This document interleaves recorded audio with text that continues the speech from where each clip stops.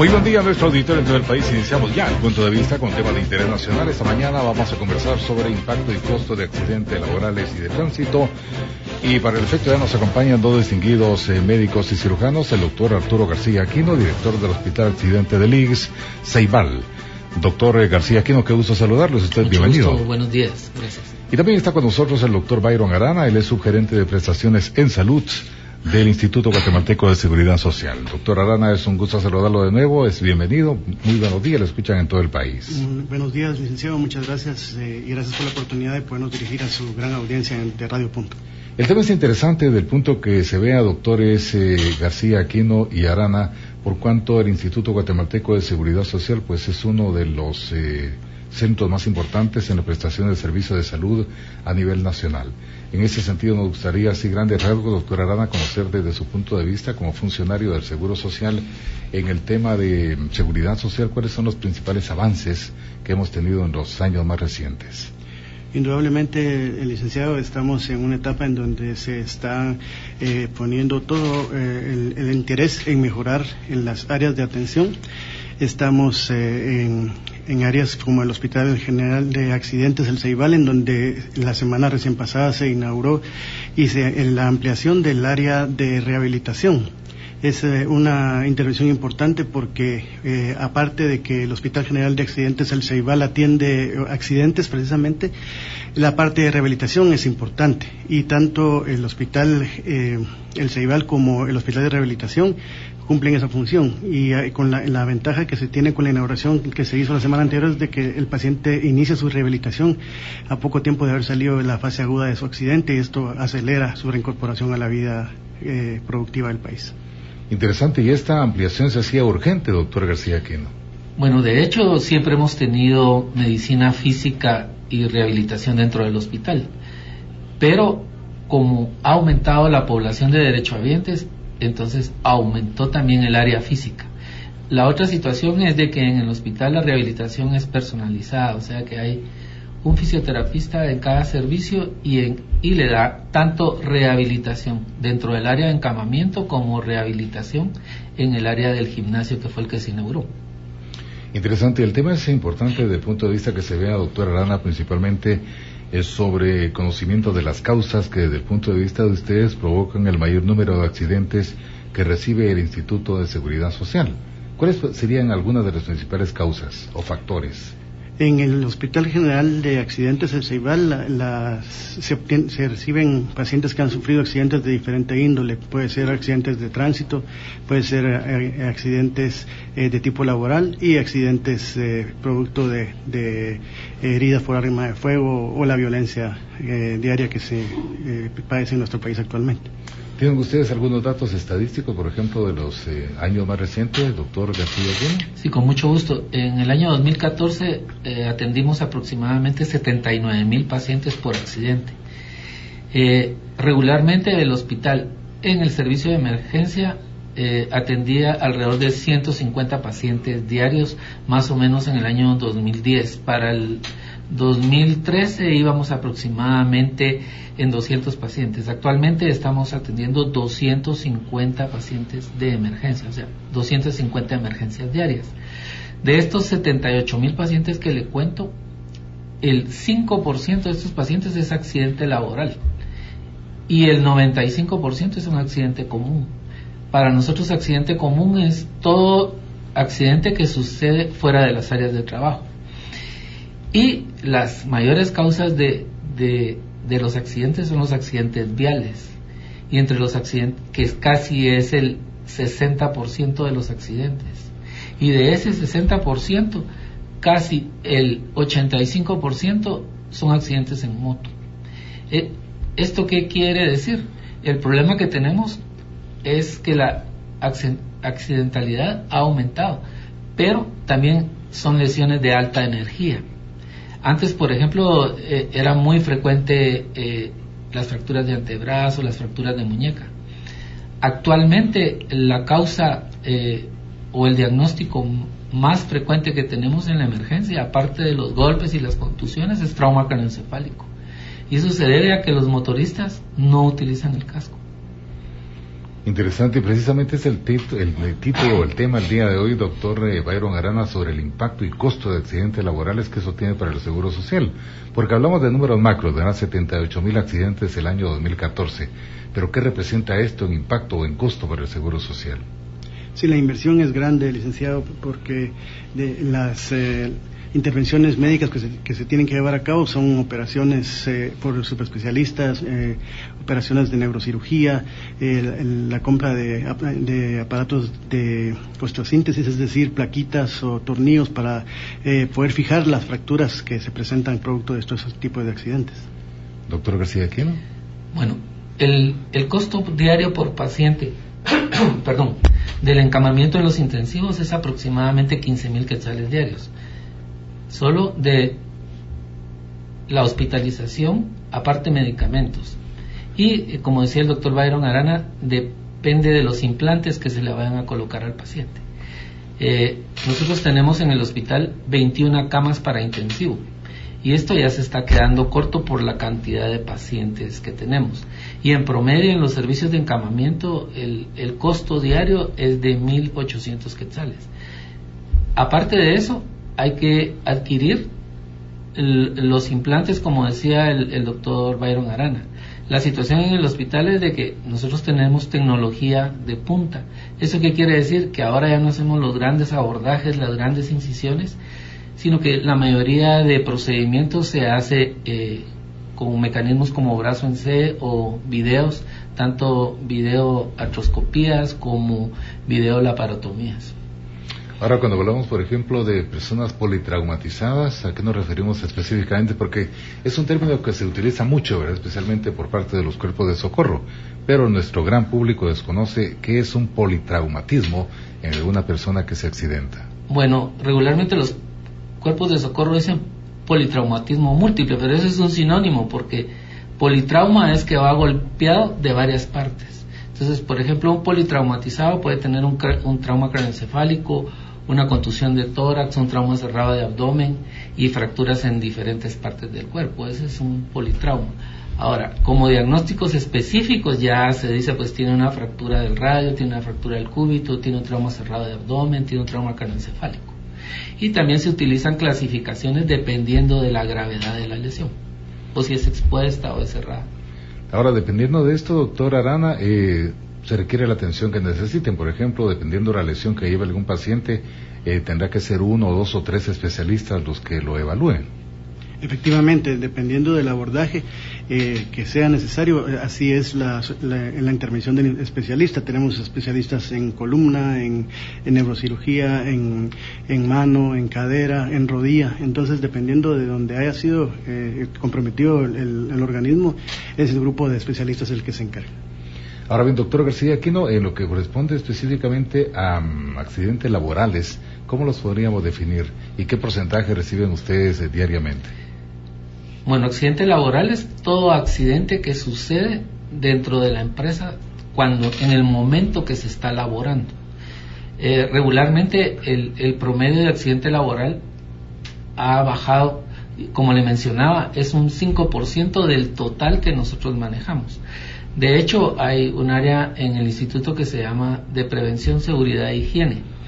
Y ellos lo que hacen es que tenemos inspectores que van a visitar las fábricas y les dan pláticas como, por ejemplo, utilizar casco, utilizar lentes, utilizar zapatos adecuados, guantes, y eso evita los accidentes. Por ejemplo, hay un estudio que no es reciente, pero que sí es de principios de los años 2000, en la cual encontramos que la mayoría de accidentes laborales se encontraban al final de la jornada, y eso se debe a que el trabajador ya está cansado en ese momento, o tiene que dejar limpia la máquina, o hay situaciones en las que ya influye el cansancio del trabajador. Entonces, por eso es que la jornada laboral es de 8 horas, y cuando es una jornada mixta es de 6 a 7 horas. Interesante. Ahora, desde el punto de vista de ustedes, ¿qué actividad laboral está considerada actualmente en Guatemala como la de mayor riesgo? Bueno, nosotros también tenemos un estudio y básicamente el accidente laboral es el de las empresas de comida rápida, porque ese sí es afuera de la empresa, pero es cuando van en moto. Regularmente estas personas tienen un tiempo determinado para llegar al lugar donde les piden el producto, y a eso se debe que aumente la cantidad de casos de trabajadores que van en moto. ¿Y accidentes en el área de construcción, por ejemplo? Es muy poco. De hecho, en el año solo hemos tenido un accidente hace aproximadamente 2 semanas por un paredón, pero básicamente accidentes graves no hemos tenido. Lo que sí hemos tenido en ellos son contusiones, heridas en manos o en miembros inferiores. Doctora Arana, también se mencionan 2 términos que es interesante conocer desde el punto de vista de ustedes para que nuestra gente pues sepa interpretarlos. Se habla muchas veces de morbilidad y de mortandad. ¿Diferenciación entre cada uno de los conceptos? Morbilidad es cualquier proceso que altere la función normal del organismo. Cualquier enfermedad es un estado mórbido y el análisis de la frecuencia de diferentes tipos de enfermedades se considera como morbilidad. Mientras que mortalidad es la causa, bien sea por enfermedad o accidente, que provoque la pérdida de la vida. Interesante. Ahora bien, doctor Arturo García Aquino, el Hospital Accidentes del IGS Ceibal, ¿este es el único hospital que tienen ustedes para atención de accidentes propiamente dicho o pueden atender en otras clínicas periféricas? Bueno, de hecho nosotros somos un hospital de referencia nacional. ¿Eso qué quiere decir? Que el IGS cubre toda la República. Y hay hospitales, por ejemplo en Escuintla, en Mazatenango, en Retauleu o en Puerto Barrios, pero dependiendo de la gravedad de la lesión, son trasladados al hospital de accidentes. Y las periféricas también tienen una clínica de accidentes, pero son para lesiones menores. De lo contrario, son trasladados por los bomberos o por algún servicio público hacia el hospital de accidentes. Hay una cosa muy importante, y es que actualmente nosotros no solo vemos a los afiliados del régimen a la seguridad social ni sus derechohabientes, sino que también estamos viendo pacientes por heridas por proyectil de arma de fuego en las áreas circundantes al hospital. Por ejemplo, la Colonia del Milagro, la Colonia de la Florida, San Juan Zacatepeques, áreas de Misco. Y no se les puede negar la atención a esos pacientes. De hecho, la semana pasada uno de los pilotos de las unidades de transporte urbano fue trasladado al hospital. Tenía 2 heridas por proyectil de arma de fuego, fue llevado a sala de operaciones. Hasta el día sábado todavía estaba en intensivo, sin ser afiliado al régimen. También anteriormente 2 señoras que las balearon, que fue una noticia muy comentada por los bebés. Una de esas pacientes estuvo con nosotros, luego otra, y actualmente todavía hay una que está en el intensivo. Es un detalle muy importante, licenciado, doctor Arana, por cuanto antes se indicaba muchas veces de que si usted no llevaba su carnet de afiliación no se le atendía en el Seguro Social. ¿Desde cuándo entra en vigor esta disposición? Eso ha sido parte de la ley orgánica, licenciado, en donde no se debe de negar la atención cuando ésta se requiere en forma emergente, de manera que entonces siempre va a haber atención por parte de nuestras unidades hospitalarias, y una vez el paciente ya esté fuera de peligro, entonces si no acredita derechos se traslada al Sistema Nacional de Salud, pero nosotros en todo momento ofrecemos atención de emergencia cuando es requerido por las personas aún no siendo afiliadas. Usted menciona algo sumamente importante, doctor García Aquino, dentro de todo lo valioso que nos ha comentado al principio de este programa, y es sobre lo importante, lo básico que es el tema de prevención, porque si hubiera prevención, por ejemplo, en la mayoría de empresas, los costos en atención a los pacientes se reducirían enormemente, y los costos en la producción de las empresas también serían altamente productivos, beneficiosos.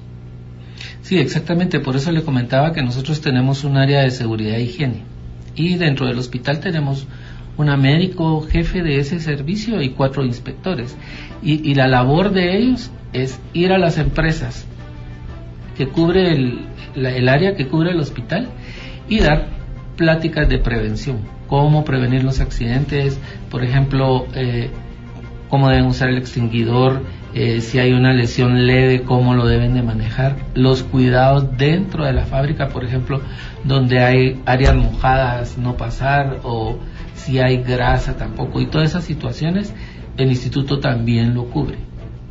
Vamos a ir a una pausa y continuamos con el punto de vista de hoy. Ya volvemos.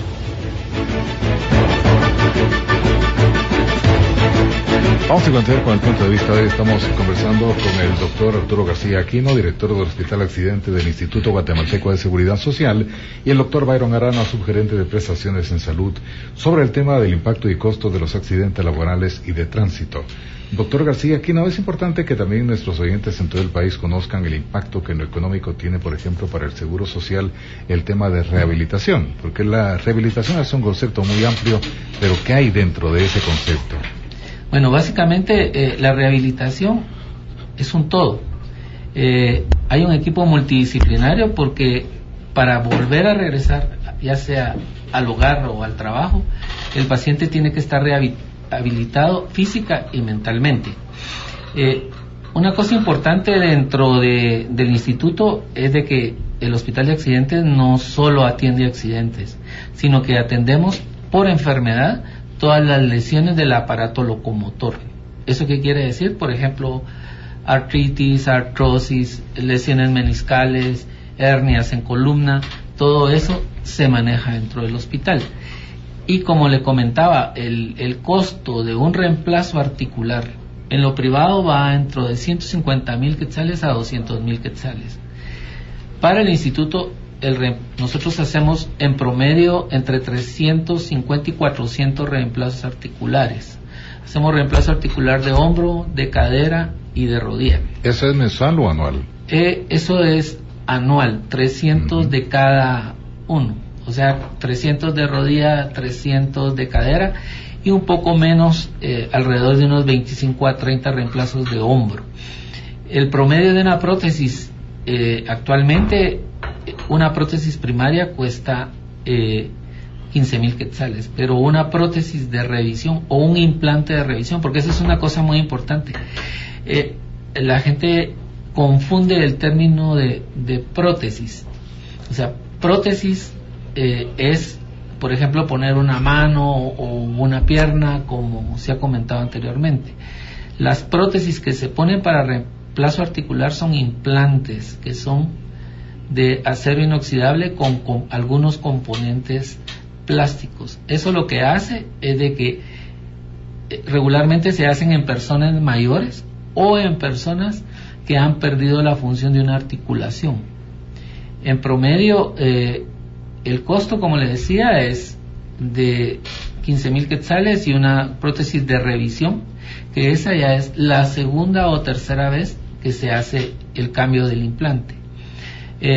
Regularmente se ve en pacientes mayores de 60 años de edad estos implantes, o por ejemplo cuando es de hombro se puede utilizar en pacientes jóvenes que hayan tenido una fractura multifragmentaria de la cabeza del húmero, entonces hay que cambiarle la cabeza del húmero y hay unas prótesis que se llaman retrógradas para que el paciente vuelva a tener la misma función, y esa es la idea. Entonces desde ese momento comienza la rehabilitación, porque al paciente que se le va a hacer un reemplazo se le enseña antes de ir a sala de operaciones cómo debe de caminar, cómo se debe salir de la cama, cómo debe de usar su prótesis, y luego al día siguiente de la cirugía ya se inicia la rehabilitación.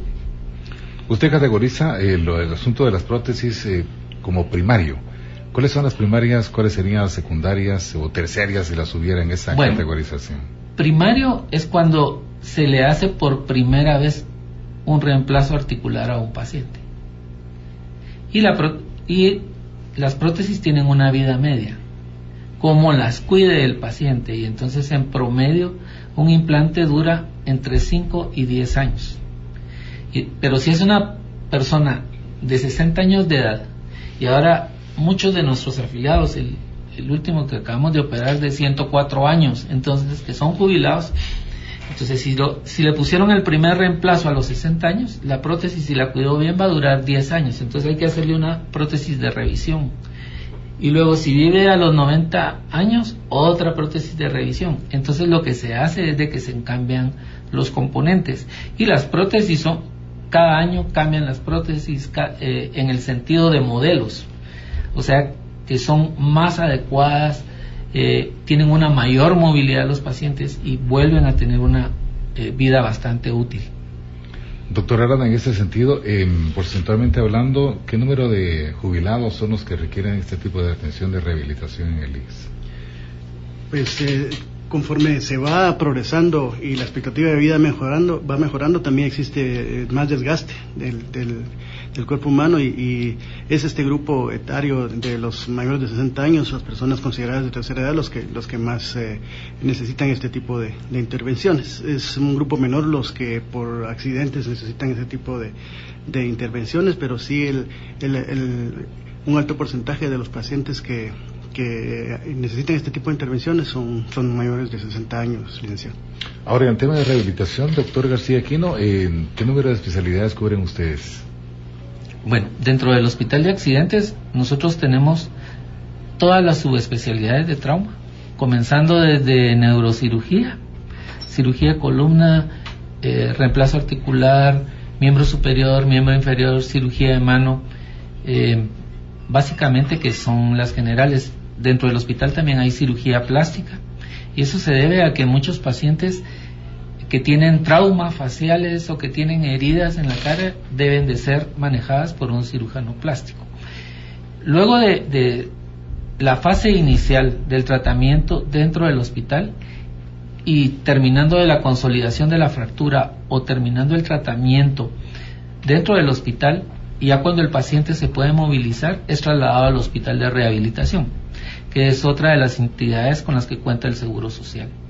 Entonces ahí ya el paciente va a rehabilitarse tanto física como mentalmente. Ellos tienen equipos multidisciplinarios y también incluyen una trabajadora social que hace las visitas necesarias a los hogares de los pacientes, primero para darle acompañamiento a la familia y luego de eso para ver en qué forma se va a reincorporar en este caso al trabajador, a la vida social y económica del país.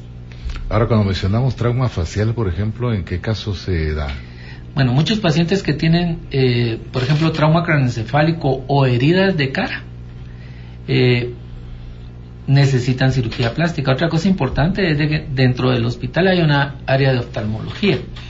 Entonces también tenemos muchos pacientes con trauma de ojos o, por ejemplo, el hospital también mira a todos los pacientes jubilados, tanto del Estado como jubilados por el instituto.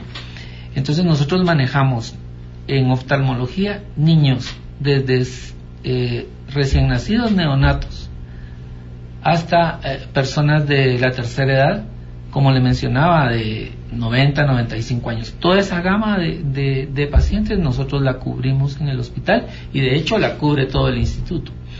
Hay otra cosa importante de que, por ejemplo, en oftalmología ya también hay subespecialidades. Por ejemplo, está retina y vitrio, está glaucoma, hay oculoplásticos. En fin, nosotros, el hospital ya es un hospital que no va a encontrar, por ejemplo, un traumatólogo general, sino que va a encontrar el especialista de tobillo, el especialista de mano, iguales en oftalmología. Interesante. Hay un apartado que se refiere a casos de pacientes no rehabilitables. Bueno, el paciente no rehabilitable es un paciente que regularmente tuvo un trauma craneoencefálico severo. La clasificación del trauma craneoencefálico es leve, moderado y severo, y eso va a depender de un puntaje que se le da al ingresar el paciente. Por ejemplo, cuando es un trauma craneoencefálico severo, tiene un Glasgow menor de 7 puntos. ¿Eso qué quiere decir? Pues que tiene reacción a la pupila, reacciona al dolor, no reacciona al dolor, puede estar consciente, puede estar inconsciente. Los pacientes no rehabilitables son pacientes que sufrieron un trauma craneoencefálico, pero que su estado de conciencia nunca regresó. Entonces, estos pacientes se quedan en el hospital porque la familia no tiene cómo cuidarlos. Entonces, nosotros tenemos un área específica para esos pacientes donde tienen cuidados de enfermería, alimentación enteral o alimentación parenteral. ¿Esto qué quiere decir? Que la alimentación se va por la vena o por una sonda nasogástrica, todos sus cuidados médicos. Y aparte de eso, el instituto también le sigue pagando un subsidio mensualmente. Ahora bien, el doctor Arana, hay muchos que critican, por ejemplo, la ineficiencia del Seguro Social en el tema de la atención. Indican que un médico en 5 minutos según las denuncias que se tienen, debe atender a un paciente porque por la larga lista que se tiene pendiente. Pero algunos otros ubican al Seguro Social como una bendición, y eso lo dicen incluso expertos en el tema de salud, por cuánto se saca la correlación. ¿Cuánto costaría, por ejemplo, atender una rehabilitación con prótesis primaria en un hospital privado en comparación al costo que asume el Seguro Social?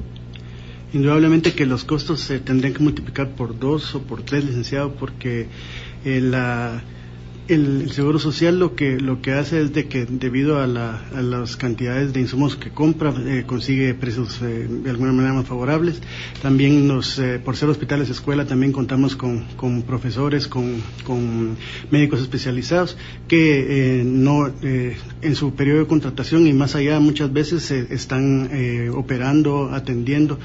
Y de esta cuenta es de que sale mucho más bajo el precio de una curación y rehabilitación de pacientes que han sufrido algún tipo de accidente, que si se hiciera en instituciones privadas, en donde pues definitivamente que los costos son superiores. Creo que el Seguro Social, como lo hemos mencionado en otras ocasiones aquí en su gustado programa, es el único compensador social que con el que cuenta nuestro país, y por las características de la seguridad social, en donde las personas que aportan menos generalmente son los que más lo utilizan, y las personas que aportan mayor cantidad son las que menos lo utilizan, hace de que se pueda tener un fondo para poder atender a las personas independientemente de cuánto hayan aportado, porque el Seguro Social, el Instituto Guatemalteco de Seguridad Social, funciona atendiendo de igual manera a las personas independientemente de la cantidad que paguen mensualmente por tener derecho a la seguridad social. Solo se requiere de 3 cuotas para poder tener derecho a enfermedad y maternidad, y el tema de accidentes en el momento en que son reportados en la planilla ya están cubiertos. De manera que a pesar de que se pueda criticar que el Seguro Social tenga algunos limitantes en lo que es la atención de consulta externa, definitivamente se está trabajando para dar una mejor atención. Desde que la administración actual tomó las riendas del instituto, se cambió una orden que se había dado en donde se daba 7 minutos para atender a las personas en consulta externa, y se cambió a 15 minutos, que es como actualmente funciona. 15 minutos son ahora. Exactamente, y es un tiempo que es adecuado para poder examinar al paciente, escuchar de qué padece y darle una solución en forma correcta. Interesante, que el tema de medicamentos también son costos millonarios, doctor Arana. Así es, el renglón 266, en donde se compran medicamentos, es uno de los más fuertes en el programa de enfermedad, maternidad y accidentes del instituto, y se cuenta con toda la gama de medicamentos que se necesitan para poder atender las diferentes enfermedades que padecen y que presentan nuestros afiliados y derechohabientes.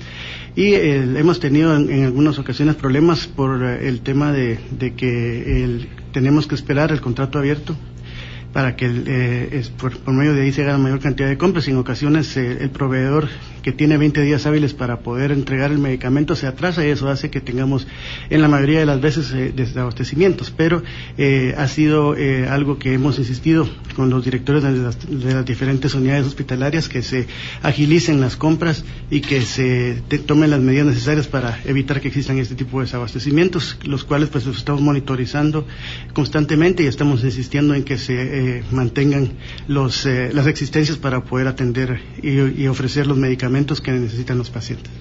Ahora bien, cuando recién asumen las nuevas autoridades del Seguro Social, tuvimos acá al licenciado Rodríguez casualmente, usted lo recordará, estuvieron ellos, el doctor Dubón también, pues traían algunos planes muy importantes, unos planes muy visionarios sobre lo que se denominaba, por favor me corrijan si no estoy en lo correcto, la ciudad de la salud, un término más o menos similar a este. ¿Qué pasó con esos planes? ¿Van adelante o se han entrampado?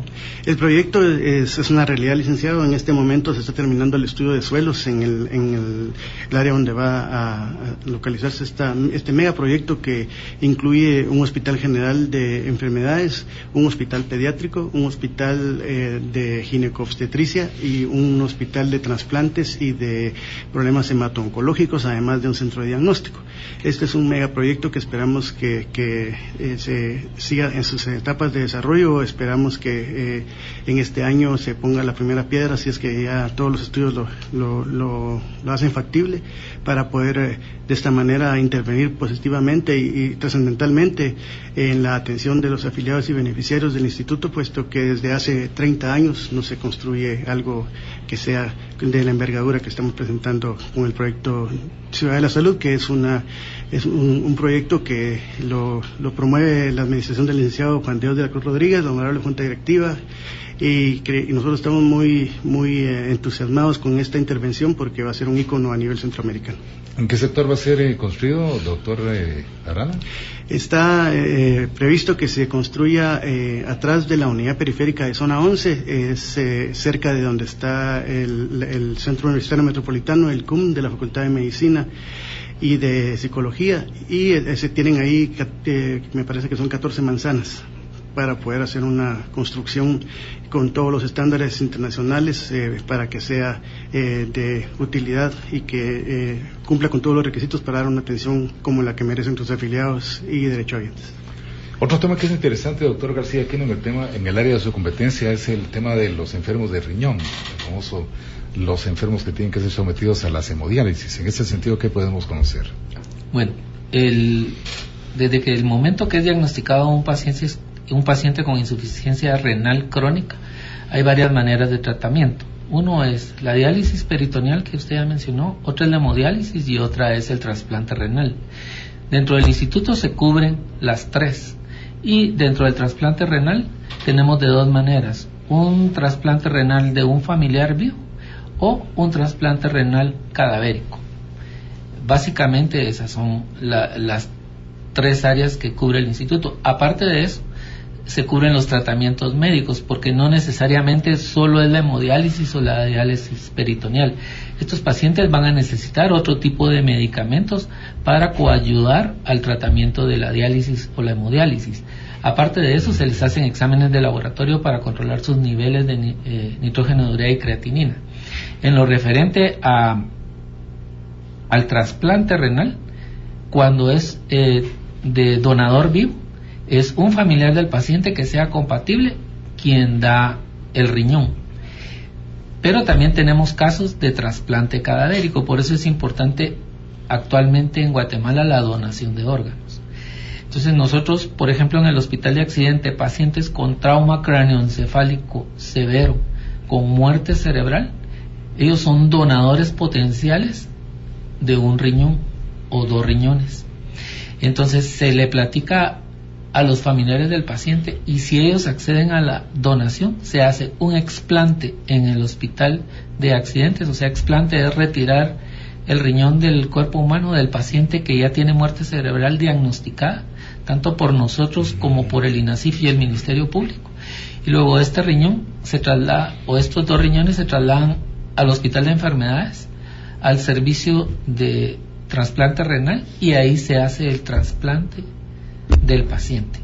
En promedio nosotros hacemos alrededor de 52 trasplantes renales de donador cadavérico. Eso fue lo que se hizo el año pasado. ¿Y ahora implantes así de familiares? No tengo el dato específico, pero es mayor, porque es un candidato potencial. Por ejemplo, mi mamá, mi hermano, mi papá. Regularmente se hace de padres a hijos o de hermano a hermano, pero tiene que ser una compatibilidad adecuada. De hecho, dentro del instituto existe un banco de datos donde los pacientes ya están compatibilizados y ya sabemos en un 90% con quién va a ser compatible. Antes se hacía únicamente por grupo sanguíneo. Por ejemplo, si yo soy A y mi mamá es A, entonces ella me podía donar, pero hay algunas situaciones en que no aceptan el trasplante el que lo recibe. Entonces ahora ya se hace otro tipo de tamizaje que también se hace dentro de los laboratorios del instituto. Y otra cosa es de que este paciente en los primeros 2 años no se va a equiparar el costo de una hemodiálisis a un trasplante, pero en el tiempo prolongado, como ya no existe la hemodiálisis o la diálisis peritoneal, el paciente va a sobrevivir un riñón aproximadamente 10 o 12 años si el paciente lo cuida bien. Pero también hay que darle medicamentos a este paciente para que no rechace el trasplante renal que se ha hecho. Vamos a ir a una pausa y entramos a la parte final del punto de vista de hoy.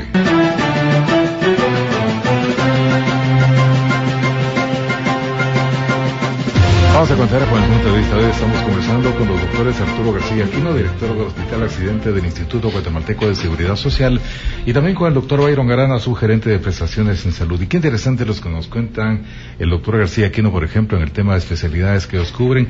Doctor García Aquino, me imagino que ese tema de rehabilitación, con las especialidades que se cubren, pues es un tema que también tiene un impacto económico muy grande para el Seguro Social, porque en el tema de rehabilitación estaríamos hablando no solo de los implantes que usted menciona, sino también de atención de psiquiatras, de psicólogos, de terapistas y de tantas personas más que van involucrados en esta área.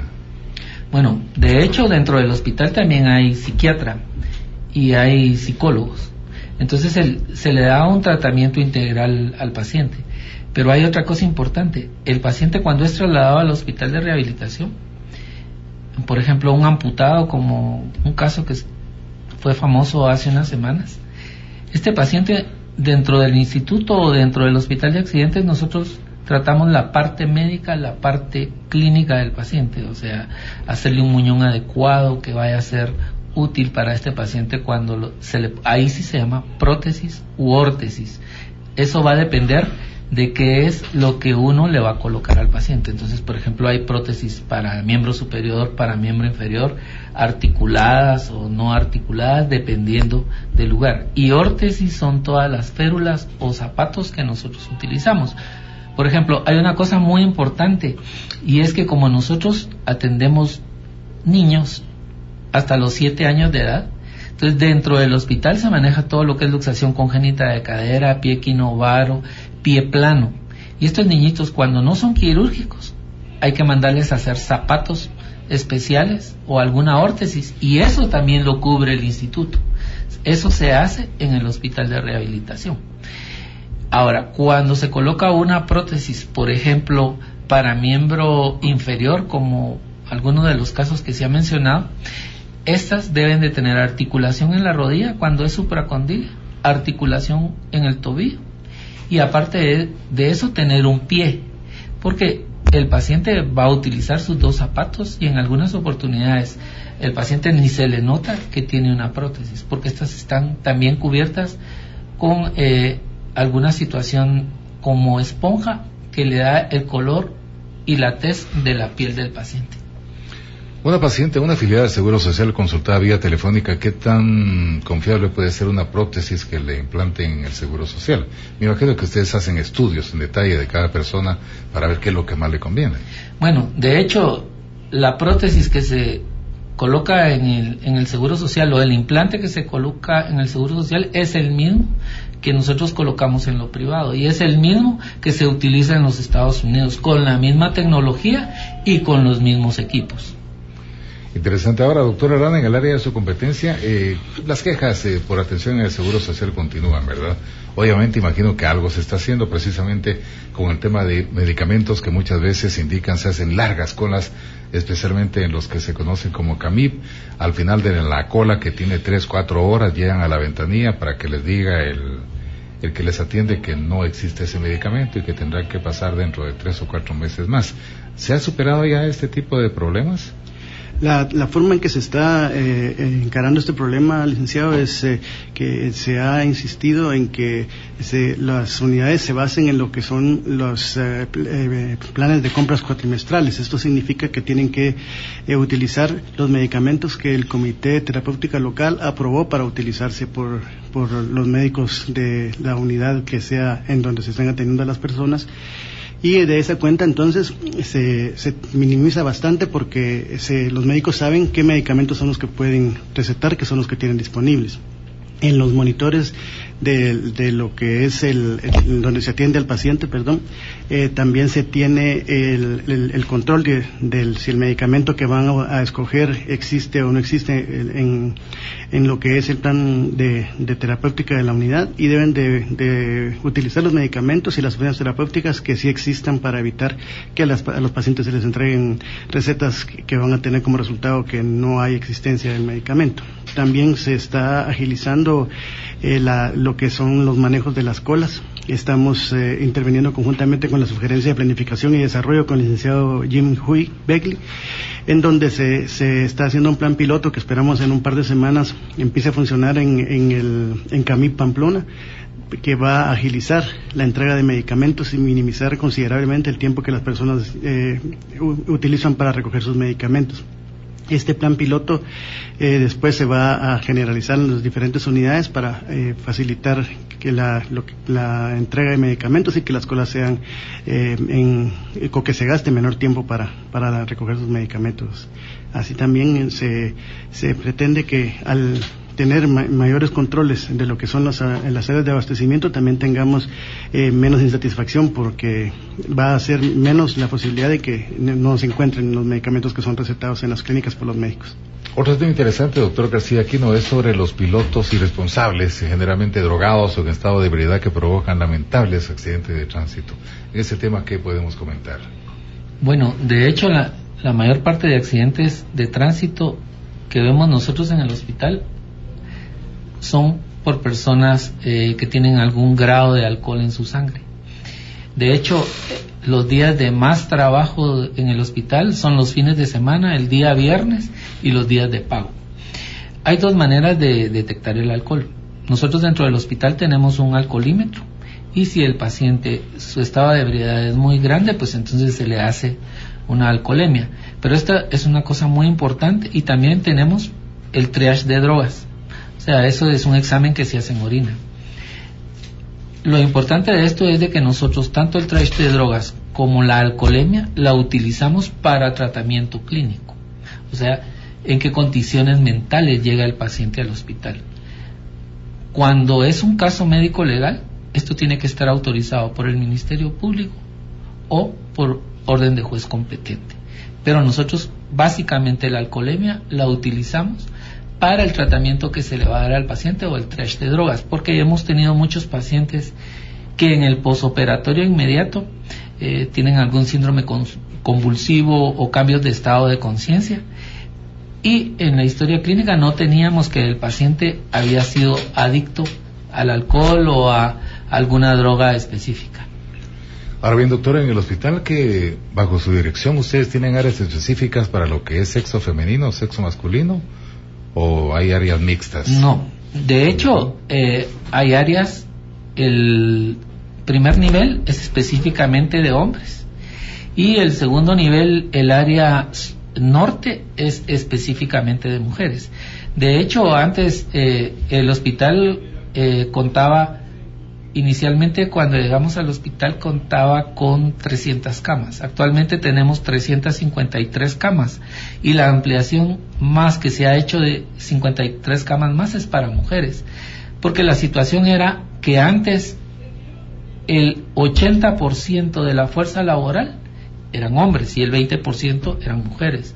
Ahorita ya estamos 60-40, entonces nosotros necesitábamos más áreas específicas para mujeres. De hecho, ahora hay 3 servicios de mujeres. En uno es de 40 camas, el otro es de 25 camas y el otro es de 38 camas, solo para mujeres. Aparte está el área de hombres. De hecho, las únicas áreas mixtas que tenemos son los intensivos, pero es totalmente diferente. No podemos tener un intensivo para mujeres o un intensivo para hombres.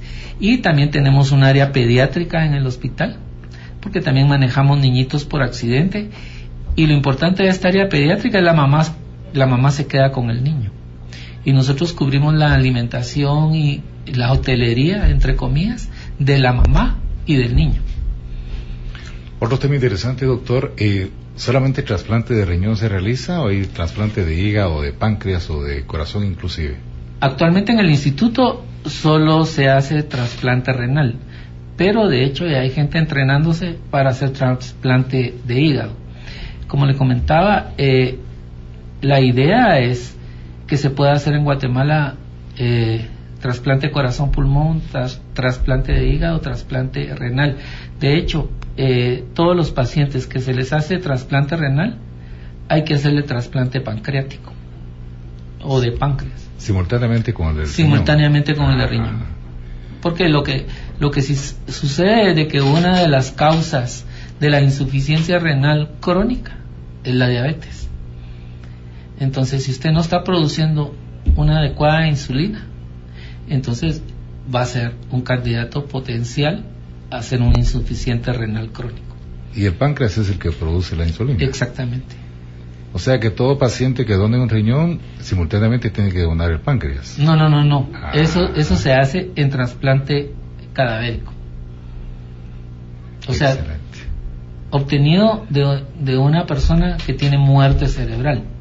O sea, ya no están sus funciones, pero el paciente sigue respirando por medio de un ventilador artificial o un respirador artificial. Importante. Lamentablemente el tiempo que nos queda es muy corto, porque hubiéramos querido conocer qué está haciendo el ISS, por ejemplo, en el trasplante óseo, doctor, que usted nos manifestaba fuera del micrófono, que también es parte de la rutina de los trasplantes que ustedes realizan, pero tal vez tenemos oportunidad en una próxima sesión, en un próximo conversatorio, para ahondar en este tema que es tan apasionante. Ya para concluir, doctor Arana, quisiéramos que usted hiciera un llamado a los oyentes en todo el país sobre la importancia que tiene la precaución, la prevención de accidentes en países como Guatemala. Como no, licenciado, definitivamente que todas las intervenciones que sean en prevenir, bien sea enfermedades, bien sea accidentes, son superiores a estar tratando consecuencias de la falta de prevención. La prevención en accidentes laborales es importante también, porque en muchas ocasiones hemos visto que se dan las pláticas a los colaboradores de las diferentes empresas, pero cuando se hacen las supervisiones no están usando la mascarilla, no están usando el casco. El argumento es que sienten que se ahogan o que no funcionan mejor si tienen los guantes puestos, por ejemplo. Yo creo que esto pues es algo que debe de concientizarse a las personas, que los equipos de protección están hechos precisamente para eso, para proteger el cuerpo humano y evitar accidentes y lesiones que se pueden prevenir utilizando adecuadamente los equipos. Y de igual manera también en el hogar también hay situaciones que pueden prevenirse, el tener cuidado con las ollas de agua caliente, que es muy frecuente, las quemaduras en niños por supuestos accidentes en donde la mamá indica que el niño metió las manos en el agua caliente, que cuando están haciendo sopas, en fin, hay un montón de intervenciones que al prevenirlas se puede evitar consecuencias que muchas veces pueden dejar daño permanente a las personas que sufren este tipo de accidentes. Pues bien, agradecemos a los doctores Arturo García Aquino, director del Hospital de Accidentes del IGS, al doctor Byron Arana, su gerente de prestaciones en salud, por lo importante de sus puntos de vista en el programa de hoy. A usted las gracias por la atención, la invitación cordial para mañana cuando sean las 8 horas y enfoquemos otro tema de nuestra actualidad.